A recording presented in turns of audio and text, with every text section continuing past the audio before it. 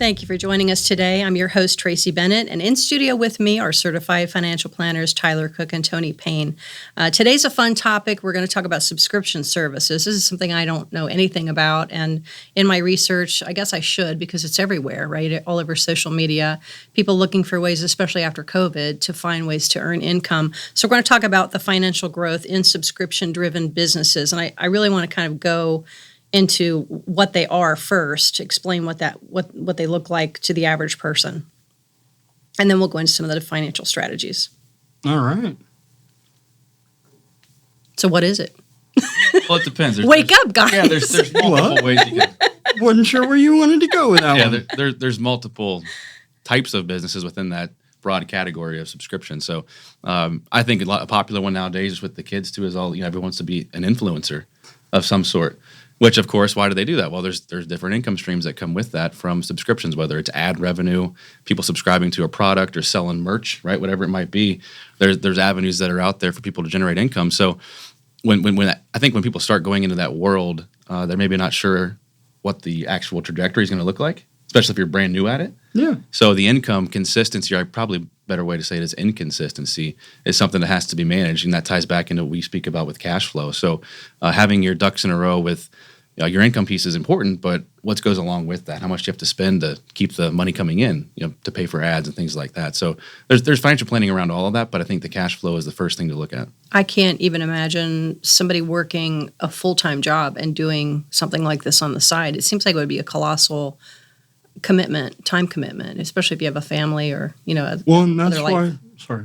Mm-hmm. But yeah, it doesn't have to be on the side either. I guess as we're thinking about this, we haven't framed it yet as something on the side. So whether it's a full-time gig as a subscription business and you've just modeled your business more as a subscription, when I was going through this, I couldn't help but think of some of the snow removal companies.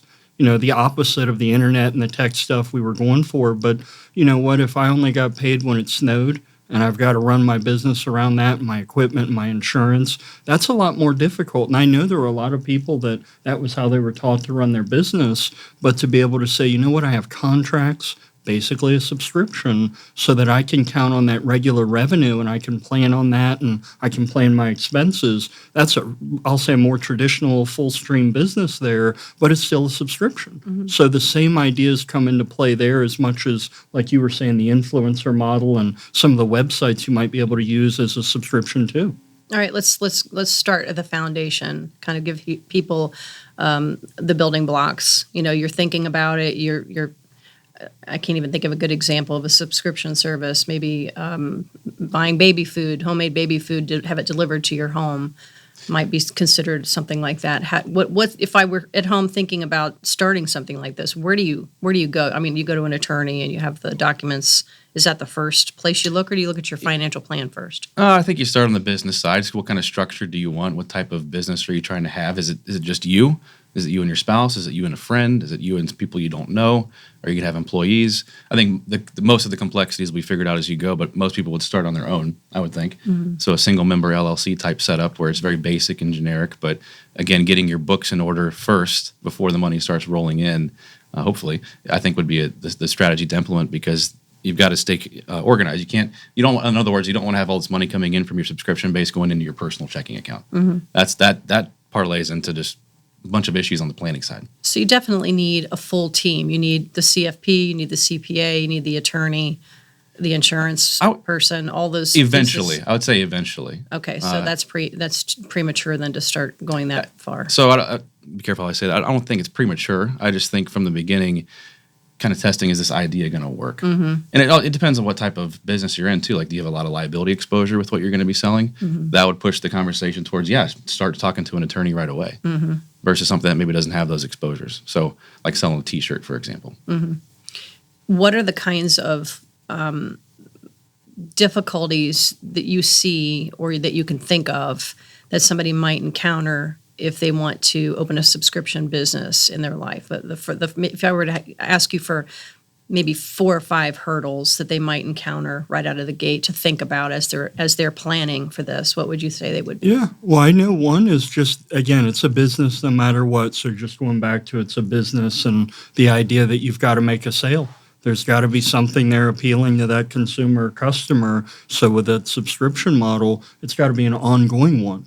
And that's the piece too, where if you're fixing a problem one time, that subscription model may not align with your business or what you're able to offer versus, you know what, that's something we do need every month or maybe annually or something like that. Because again, you can think of those bigger one-time projects that may not translate to a subscription model, but then others where, you know what, if I think of it a little differently, maybe I sell the water machine, but then the subscription model is the filter. And that's where you might still be able to adapt, I'll say, a more traditional business into a subscription model. And that starts with a business plan, really, Yeah. I think, first, right? Another initial obstacle or something to overcome would be just the startup cost. Where are you going to get the money to do this? Probably going into debt right out of the gate's not a great idea. Some people have, and it's worked, but maybe are you going to ask family and friends to get you started? Do you have enough on your own to save from your 9-to-5 job to set money aside to fund this hobby, which hopefully becomes a business? But those are some big obstacles early on. When thinking, too, the idea of what is it that you're going to sell? What's your product? Is it a service? Is it intellectual property? Is it a widget? You know, we use the famous widget there, but the idea of, is it a good? Is it something that you're going to have to order or make from somewhere and wait on a lead time? Or is it something maybe already packaged up that, you know what, maybe I can repackage that a little differently, have the license to something, and maybe just rent it out, dare I say, and that's your subscription. So there's different ways you can structure this. So I think that initial phase of planning your business before you get into the, and again, we love getting the attorneys and accountants involved, but really sitting down to model the business to say, where are my opportunities? How am I going to serve people so that there's an ongoing need? And that starts with, I think, it's kind of stepping backwards, getting real with your own personal financial plan. Let's give people the building blocks for that first as we kind of talk about this. Yeah. What you don't want to have happen is this hobby that you may be considering turning into a business jeopardize the core plan. So you've got to have the foundational pieces still intact. Your cash reserve has to be there. Your liability protection needs to be there. You need to be saving for retirement, whatever that means to you. Call it financial independence. But if you can check the box on all those things first, then it makes it a much easier conversation to take a risk with starting a new business venture. And we have a lot of videos and audio about those topics that you can channel at a later time. Okay, so getting into some relatable questions. So if somebody's Etsy sales spike during the holidays, for instance, I'm just going to go right into it. Yeah. How do you plan for the slow months? That's exactly right. Kind of like you were saying, the seasonality to the business is critical. So, and you'll see that even in, like, you use landscaping as a good example. Not everybody does, cuts grass and then, shovels snow in the winter, and then you're subject to, is it going to snow, right? You just don't know here in Ohio, for example. So I think the idea just of getting started would be to make sure you have the right framework in place. And if you're going to set some money aside, you have to be disciplined. That's the key. And if you know your numbers, that makes it a little easier to say, okay, here's what's come in. I'm projecting the next 3 months, sales are going to slow down. First of all, do I need this money to live on? I think before that, even maybe taxes, Tony, right? Maybe. Make sure you're setting aside for the tax man, because that's going to happen at some point. So it really proactive planning throughout the year, not just kind of letting the calendar year come to a close and then revisiting what happened, but having regular meetings either with yourself or your advisors to make sure that you've got a beat on things, because things can sneak in there pretty quickly and you might be out of money before you know it. So I've always wondered, and I think listening to you guys talk over the years, everybody's probably a little different. If somebody were to say, okay, I'm going to vent my finances to see what I need to live on so that I can sort of project what I need in the quieter months. How often do you sit down and look at what your income, your incoming and outgoing looks like? Once a month, once a quarter? What does that look like? Is it different for everybody? No, I would say as a business owner, you want to be able to say what came in at least in the quarter. And again, some people get stuck in that trap of only doing it during tax time or right before the end of the year, and then they're stuck doing maybe some bad things, we'll get into that later, that don't make sense for taxes because they're trying to rush. So the more often you meet with yourself before your accountant, again, we jump to accountant, and that sounds intimidating. They're hard to get a hold of. There's less of them in the world now. And that's a real hurdle out there for people nowadays. So to have all your ducks in a row first, so that when you reach out to an accountant, if you can find that rare unicorn accountant, well, then you're going to use their time more efficiently. Your bill might be a little less. You're going to know your numbers to plan a little better. So that's where I would start with you, the business owner, have to own it, know your numbers first, and then we'll shift to that phase of working with an accountant and having that quarterly check-in, hopefully with them too. And we see it all the time too, where the business owners will say things like, "Oh, I'm so busy, I just haven't had a chance to do it." So you have to make it a priority. Otherwise, See, I would have thought you would do that once a month, like maybe at the end you of the could. month. I think Tony's saying at least quarterly, but monthly is fine too. And depending upon your business, maybe you only bill quarterly. So that makes sense to tie it into your billing cycles. So it just depends on the entity. And while we're out there too, again, that might be the bookkeeper doing that monthly, or someone, just the monthly, what came in, went out, is a different idea than reviewing your quarterly finances. So there's going to be that normally what's in the till at the end of the day financing or financials. And then what came in and went out over this last year? What went in and went out over the last quarter? That way you can make better decisions, hopefully. So how you're pricing your subscriptions. If my costs are going up, do I need to adjust that cost? That's really important to catch early on, not just missing taxes or things like that, but also, am I running a profitable business or not? You wouldn't want to wait till the end of the year to find out you lost money. Right. Are there specific tools that we can kind of give people tips to use? I know we talk a lot about it in our own business for financial planning on a personal level. If somebody's sitting there and going, they're using the old spreadsheet, is there a better way to manage those numbers? Oh, there's a lot of great softwares that are out there.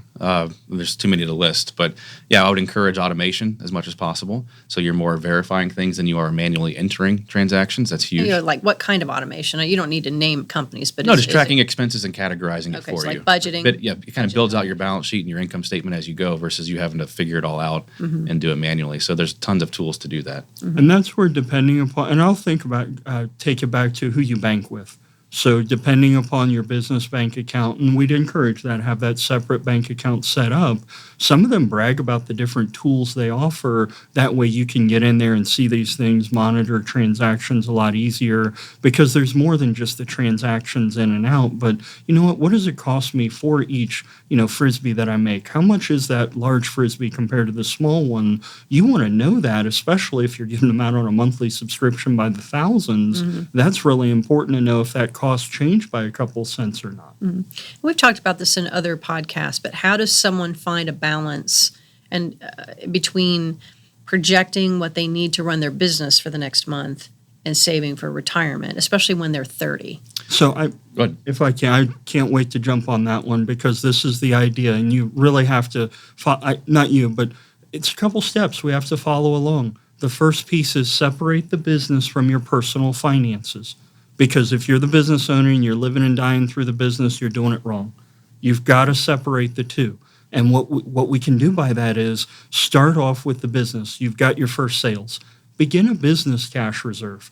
Think about yourself, the employee. Again, taxes aside, I'm not saying you're taking a salary or a W-2, but there's money you're going to take out of that business to live on. Think of that almost like your salary. If you can structure your cash reserve, your salary, in the business, so that, if the business has those slow off-season months, I can still take my salary, but then on the personal side, you still want to have your own reserve for when things get interrupted in the business, you're not struggling again. So it's a couple layers, whereas normally you might say, I'm going to have my cash reserve, my investments. Well, when you're a business owner, I think you add on that extra layer, and then that really helps when you have that interruption. You're running a little bit more stable. Now, at the same time, I've had business owners tell me, that ties up some cash, Tony. What am I doing? Exactly. It does. That's what my brain is sitting here wondering how you handle that. That's where the discipline part comes in. Yep. So do you pay yourself a salary then? Do you say, just like you would receive from an employer, do you allocate a certain same amount twice a month or once a month to pay yourself out of your business account? Is that how you do that? Well, I think it depends on the phase you're out of life and the business. If it's a side business still and you have your full-time W-2 job, leave everything in there, keep investing it. If this is the phase where, you know what, I'm scraping to get by, I need to take the minimum you have to take to live on. If you, the business owner, know, hey, this is rolling now, we're doing good, I can afford to pay myself more, great, do that. Again, that's really more on the pulse of the business owner. Does it have to be the same amount every month, or can you pay yourself different amounts? No, that's the pro and the con to it, right? Because it can get you can decide, which is wonderful. You're in control. But what if you make the wrong call? Yeah. Take out too much, too little? Because there are tax implications on both sides of that. So I think just continuing to be aware of where you're at. I hear it all the time too from business owners. Again, the whole excuse about being busy. You're going to get to a point if it's successful where you need to delegate. Mm-hmm. You need to move some things around. Use a bookkeeping team. Maybe your CPA has that wing in their office where you can actually hire somebody to do the bookkeeping, and you can focus on driving the business. Because when you get started, you're doing everything. You're the founder. You're the marketer. You're the compliance person. You're the whatever you go through. Go down the list, right? Yeah. You're your own accountant. You're wearing all the hats, and so at some point, giving up some of that control is hard for people to do that, but if you're going to try and grow and scale, that's what you need to do. So talking about taxes, and we're not CPAs, we say that all the time, but is the taxation, does it look different from a business perspective as far as paying out than it does personally? I mean, some business probably pay a lot of taxes for certain services and goods more than others, I would assume, right? So if we're sticking with the subscription theme, I would say most of those, Tony, in the small business world would be pass-through entities. So the business is not really paying the tax; it's flowing through to the individual, right? But there's bigger. Think about like YouTube and like the massive corporations that have subscriptions, right? It's very different in the corporation world. But small business wise, the taxes are not paid at the business level; they're paid at the individual level. Consumer. Yeah, the subscriber. No, I'm saying the business owner. Oh. So the income coming in from the subscriptions. Yeah. They're not going to pay tax at like their ABC LLC company. It's going to flow through to their personal tax return, and that's where they pay the tax at personal rates. That's what most of these small businesses would be structured like. But corporation world's a little different. To back up a little, I think to the nature of your question, if I got $1 from my W-2 job working for a Fortune 500 company, that's going to be taxed with no negotiations. That dollar's taxed at my tax rate. But if I get $1 of income from my business, as Tyler was saying, well, then it really depends. How is it structured? What expenses did I have that year? What expenses am I accelerating maybe or claiming early? Did I have a lot of expenses the year before? So it doesn't, I hate to say $1 isn't $1 anymore, but because of the way the tax return and the tax system comes in, you might actually get $1.10 back. Mm-hmm. You might actually only get 50 cents. Mm-hmm. So it really is subjective now.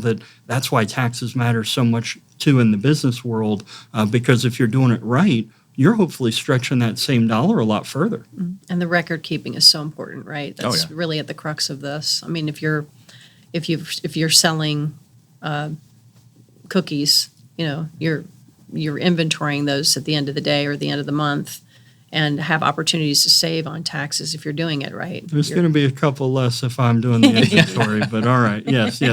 But you're again, as we think it through, the idea of take that example. You're sitting there all day. You woke up early. You started the dough. You're going through it. You're cleaning at the end of the night. I mean, where's the time to sit there and account for how many did I sell today? How many were left? That's the important part. You were saying too, Tyler, of either have a process, delegate those important things, and you have to identify what's important. Mm-hmm. Some of those numbers that you're going to need later, they aren't screaming at you sometimes. The income in, that might scream at you. Yeah. The expenses might. But you know what? Some of those side things that, did I have to do that? Was that a one-time expense? How did that play in? I had to buy the pans. I had to buy the mixer. Does that affect every cookie going forward or just my initial business cost? And these are where the taxes and the side of having an expert come in can really help you, because how you treat that mixer may mean the difference of a profit that year or paying a little taxes and being break even. Yeah, good point. I keep hearing the word discipline and process. It seems to me they work hand in hand. The processes kind of force you to be disciplined. If you do something on an automated level the same way, you're creating good habits. You're spot on. Yeah, definitely. Okay. Talking about retirement programs. So if you've got a subscribed business, you don't necessarily have a 401k like you would through an employer. So let's give people some ideas of how they can save in a parallel way. Yeah, this applies to really any business owner. So somebody that's not a W-2 employee, but whether it's a subscription-based model or sales of another kind or whatever, you have opportunities to determine what type of retirement plan would be best for you. So again, going down that order of operations, business cash reserve, is that in place first? What's the next 6 to 12 months look like in terms of your expenses? Can I stop you for Please, a second? yeah. So we speak our language, but to somebody listening to this, the layperson who's getting ready to open a business, cash reserve, let's kind of paint a picture of what that means. I mean, we don't like to give hard numbers, but let's give a little bit of a visual for those of us who are contextual. Yeah, you look at your expenses. You know what? At the end of this week, I've got $100 coming up of expenses. I need that $100 in my reserve because I know what's upcoming. I've got that. That's one kind of way of thinking about cash flow, cash reserve. But then there's the other of, I don't know I have that $100 coming, but I expect sometimes when I have that surprise, it costs me $100. So if I have a couple hundred back, well, even though I don't know that it's part of my planned cash flow, when I have that interruption or that surprise, that's what my cash reserve is for. And I was trying to tie it into, you usually look at your expenses, it's reflexive. Could you say I want a $500,000 cash reserve? You could, but again, be real perhaps on what's my income, what are my expenses. If I had a big surprise, what's the likelihood it's going to cost me that? Great. Okay, I'm sorry I interrupted you, Tyler. No, that's great. Back to the retirement I programs. don't remember what I was saying. No, Right. Yeah, there's different types of retirement plans. Yeah, so. you save in your buckets. Yeah, I remember right, where you were at. Yeah, so you kind of go down the priority list, right, of what's important. Cash reserves top of the list, whether it's personal or business, in our opinion. Have you protected the business? So that comes at a cost if you're going to use insurance to shift the risk of something happening to an insurance policy versus your own money. So there's expenses there. So go down your list and really analyze. Do I have my reserve in place? Are my expenses covered? And you can pick however long you want to look out. Do I have the next 6 months paid for type of thing for my expenses? But you work your way down, and the retirement plan is a good expense in the sense that you're paying yourself first. So you could use what's called a simple IRA. There's SEP IRAs. There's 401k plans. There's you're all trying to sorts get of him another job, aren't you, yeah, Tyler? Whoa. that's a lot to administer, right? There's a ton there. So depending upon what type of business, what the cash flow is, how much you can actually save, that steers the conversation of which plan's right for you. Where does somebody go to receive counsel as to which one in that alphabet soup works best for them? The financial planner. Yeah, Okay. I think it's a team approach with the planner and hopefully a good CPA. Yeah. Well, and that's where if you're talking, and I might push back a little because if you're waiting till tax time and talking to your CPA about it, usually everything's about defer taxes now. And we see that with some people now when they're 63, they're coming up on 65, every dollar they have saved for retirement is in a pre-tax account. So they wanted to deduct everything along the way, not pay their tax. Great, good. But at the same time, you're going to have to pay that tax at some point. And the bet was you'd be in a lower tax rate when you were retired. But that's not always the case. And if you're not saving that money on the side that you're benefiting from your tax savings, you're going to have a tax bomb later on in life too. So that's where the idea of, have I funded some of my other buckets, even my IRAs personally? Maybe I had the opportunity to fund a Roth IRA for me or my spouse or I, or maybe fund that brokerage account. If you're a business owner and you're really hoping to retire early, 59 and a half might be 10 years past when you wanted to sell the business. So to be able to have that pot of money that you can access, because a lot of the retirement plans we were mentioning, the simples, the 401ks, things like that, those are designed for you to get that money back after 59 and a half. So depending upon your goals in the business, you may have to balance that of, what are my goals? When am I going to retire and need this money? Or, you know what, this has been a wonderful windfall of a business. I can defer it all for later, set up a different plan. Yeah, I agree. Sometimes it's better to pay the tax today. It goes against what the CPA would tell you, though. Yeah, that's the antithesis of everything I've heard and learned. Especially if there's debt out there, too. Yeah. I mean, we see that with business owners. I mean, we know it. You're running your business. Cash flow is one thing. It gets out of hand. You have a new project. It's exciting. You look at that cash reserve and you rate it. That money that was there for reserve purposes, tax purposes. We know business owners were, you're an entrepreneur in your spirit. You're a risk taker. So you're doing things because you think it's going to be best and work out for you. But when it doesn't, that's when these issues come up. Yep. Okay, talking about inventory and business deductions, we're in the vein of taxation. People can write off their supplies and their the cost of doing business to a certain point. And again, we're not CPAs, but can we give people a little bit of a visual of how to avoid misclassifying personal versus business expenses? Is there a Well, it starts with having the methodology? separate accounts set up first. And then what you're speaking to is the cost of goods sold is there's a cost up front, whether it's inventory, you got to go buy those T-shirts first before you can sell them, right? That's an expense. And so depending upon where you're at in the tax year or the calendar year, it might make sense to accelerate those purchases. For example, if you're in December and you're expecting a big January, but December, you've got some other income coming in that you want to offset, maybe you buy the T-shirts then and you keep them in the inventory and you sell them the next year. So there's things you can do to negotiate your tax bill, but having the separate account set up is critical from the tracking and just managing, being able to make those decisions. I call it being document ready. And if you're scrambling to figure out where everything's at, you're not going to be able to make good decisions. I can't help, I'm smiling here, I'm laughing because I'm thinking if you're going through this, you're probably watching a lot of financial videos, different things pop up in the algorithm. You're probably seeing a lot of buy this vehicle and here's how your LLC can own this and do that. And my gosh, you think about that and you relay it back to, is that fraud? I mean, how are you doing this? You don't just get to write off the cost of a vehicle because you own a business. You need to document, how did I use it in the business? Just slapping a logo on the side of it isn't always business use. It really depends on the kind of vehicle, what you were doing with it. I mean, it really gets in depth where the idea of, I'm going to pay for my business with my LLC and deduct it all, and this is how the wealthy do everything is not true, because you have to have a business purpose for it, or the IRS will blow that up. You will pay the tax on it plus some penalties. So the idea of, are there right ways to do this too? There definitely are. And you're probably hearing a lot of wrong ways too. But Tony, everything I do is business, right? How many times have you heard that? From an entrepreneur, a lot. Yeah, yeah. And then I have to put I get on it. my... I get why they say that because their mind's constantly on the business, but you're sitting there having lunch with your kid. That's not business, right? Unless your kid's in the business. But the point being is you can get... That's you the can, business owner talking there, too. You can go down a rabbit hole with it and get to the extremes, and so you got to protect yourself first, right? Have the right guardrails in place. Okay. And there are a lot of goodies. There are a lot of things you can do to take advantage the right way. But again, I know there are a lot of bad advice out there. I can't Where stop. does somebody go for a list of that? I mean, obviously you have a conversation with your CPA, but is there a resource that people can use, a website that we can send them to kind of research this, or a article, a topic maybe to look for? Unfortunately, IRS.gov is, if you stacked all the pages up, I think it goes to the moon now. Yeah. So the idea of, with your business being specific to you, the type of LLC, that's why you hire the expert. That's why you talk to a CPA, a financial planner, especially if you're living through your business.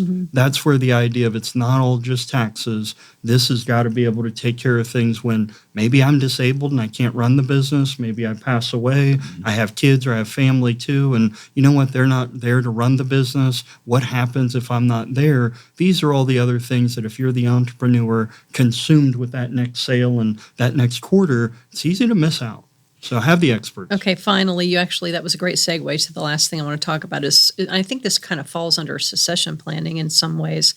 But if somebody has a subscription business that's sort of a side hustle at first, and it starts to really take off, is there a timeline by which it's safe for them to kind of kick their other career to the curb and jump in head first, or is that subjective? I'd say subjective. Just depends on the history. If you have one good month, that's probably not long enough to say, all right, So I'm ready to you're not retire. tracking it for, are you tracking it for 6 months to see if it's sustainable, or a year? Well, I think that, again, kind of depends, because when we've gone through this analysis, helping others do it, you look at what's the income from the business now. Is it there? You know what? If it's still just a kernel of an idea, it's probably not time to turn in the W-2 job and the paperwork for retirement yet. But you know what? I've been doing this for 2 years. My regular job feels like it's just wasting my time. It's annoying me because I have things I need to do and the money's not good enough. It's pretty obvious in that case. Yeah. And if you're somewhere in the middle, working with a planner to say, you know what, if I miss out on this retirement contribution or this match, what if I have to pay for my own health insurance? Right. Those are the things that, you know what, if I'm planning to make $100K from my business, I already make $100K, it's not a wash. You have to account for those other things. Great point. Yep. What happens if somebody has a subscription business or side hustle and they pass away? Really depends on how they set it up. Yeah. So I mean, it that could be requires, seamless. Is it separate estate planning for their business or is it tied into their personal? It's all comes back to the personal. But yes, at the business level, there are things like operating agreements, which would state things that happen in the event of death or disability. So that's kind of the guideline on to start with. And you mentioned kids earlier too. There's you can, if things are successful and it's proven, you can actually incorporate the kids as owners into the adult children of yourself into the business as an owner. So you have a natural succession onto the next generation. Now, whether or not the income continues at the level that the founder started it at is a whole other question. Yeah. Whether or not they can afford to pay you what it's worth, too. Yeah, sure. Don't sell yourself short worrying about giving it to the kids. That's real, though. Yeah. That's your retirement for the next 30, 40 years, and plenty of business owners have sold short to the kids, and you can't go back to them, or you don't feel right going back to them later. So make sure that they can pay for it, and hopefully that means they worked in it, they're doing the right thing. That's why you're giving them the business, because they're the right person to take it over. Give them the business. Give them the business. All right. Well, that's it for today. Thanks for tuning in, and we hope you catch us on the next podcast.